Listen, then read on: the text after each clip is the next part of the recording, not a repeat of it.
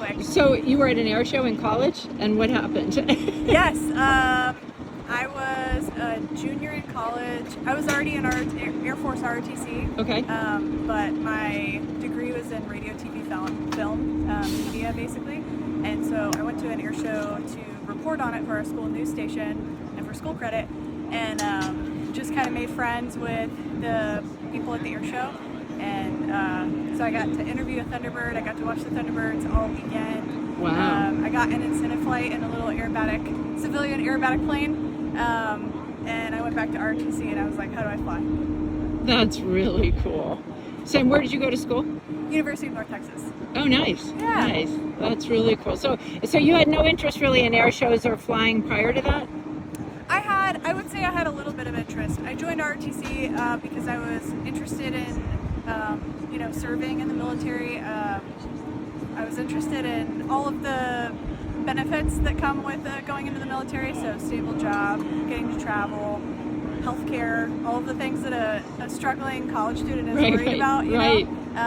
But I kind of got the bug in ROTC, just learning about different aircraft, different mission sets, and how they're helping people on the ground. Oh, that's really cool. So what's the coolest thing you've ever done flying this plane? The coolest thing I've ever done flying the F-16 specifically, I think, is probably one of those solo maneuvers.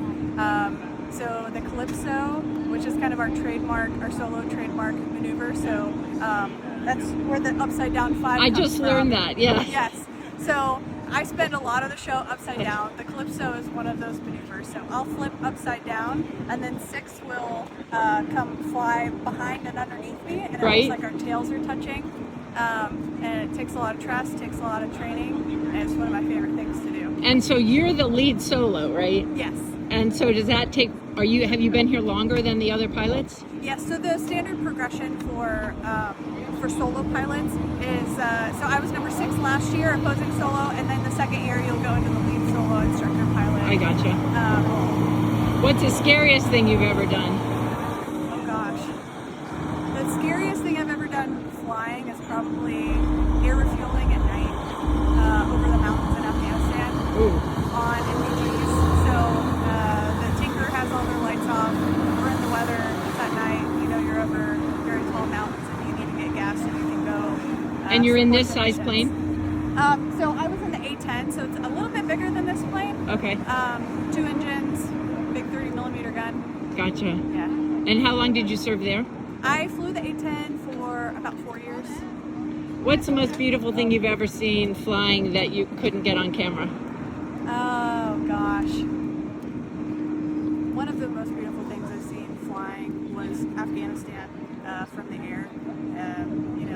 The mountains there are 22,000 feet, snow-capped, beautiful.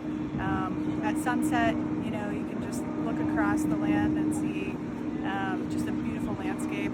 And the F-16, every time we fly to and from the East Coast from Las Vegas, where we're stationed, we fly over the Grand Canyon, which is really cool, really special. We fly over the Rockies, so I think it's just getting to see so much of America from the air.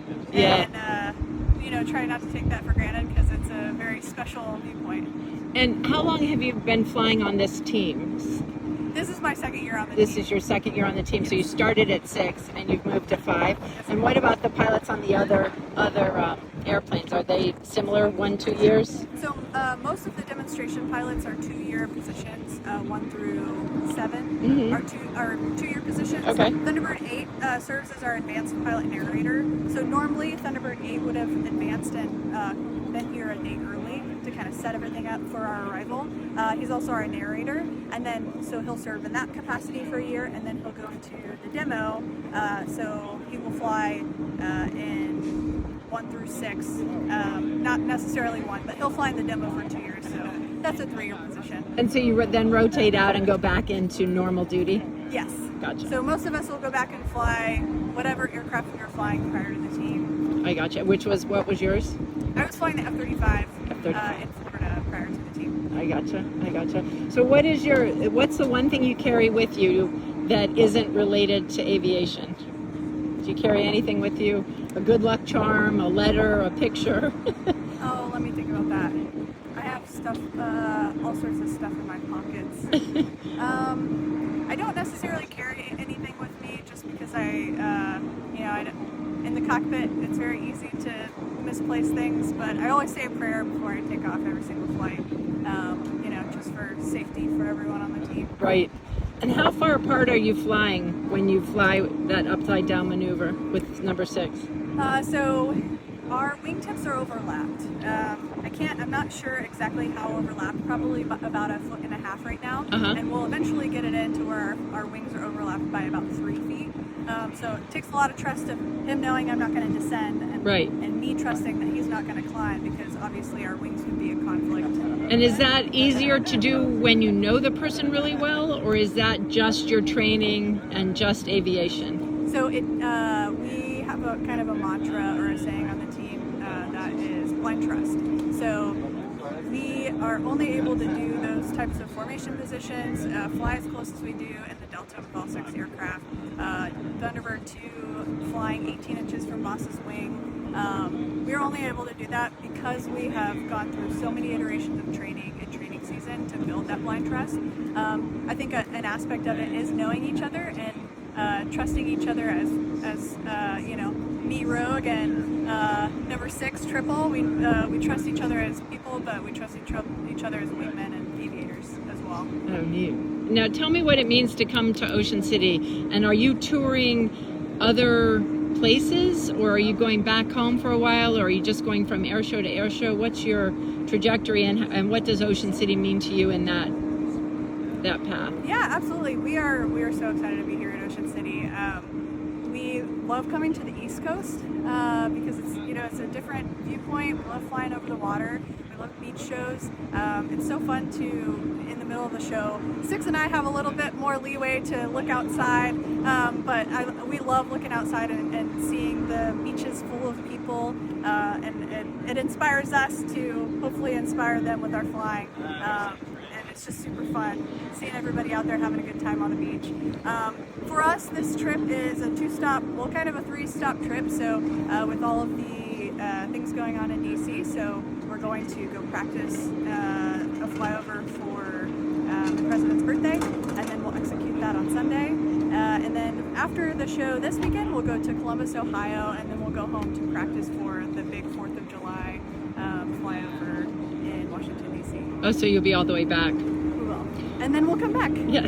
And what is your feeling when you realize you're not just a pilot, but you're actually inspiring people? Does that occur to you? Does that occur to everybody? I think it does occur to everybody. I think we all we can get a little bit bogged down in the flying because that's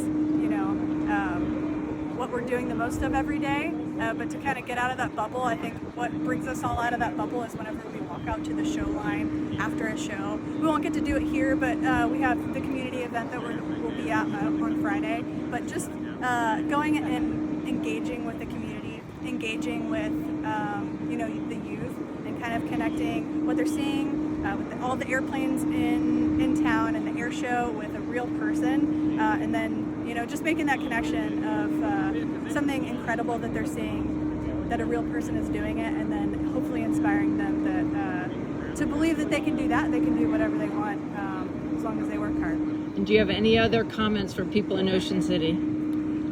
Ocean City, we're so excited to be here. We'll see you Friday, Saturday, Sunday, and we can't wait to connect with you. Come out and see us. Thank you so much.